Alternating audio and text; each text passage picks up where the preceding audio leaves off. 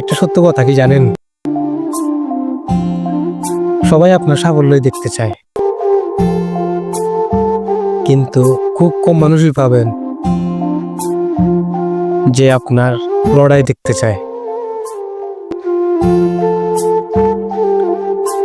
যখন আপনি কষ্টে থাকেন কিংবা কোনো বিপদ আসে, তখন দেখবেন চারপাশের মানুষ সবাই চুপ। আর আপনি যখন একটু সফল হবেন, তখন দেখবেন সবাই বলবে আর ভাগ্য ভালো ছিল। অথচ এই সফল হওয়ার পিছনে হাড় ভাঙা পরিশ্রম, এটা কেউ দেখবে না।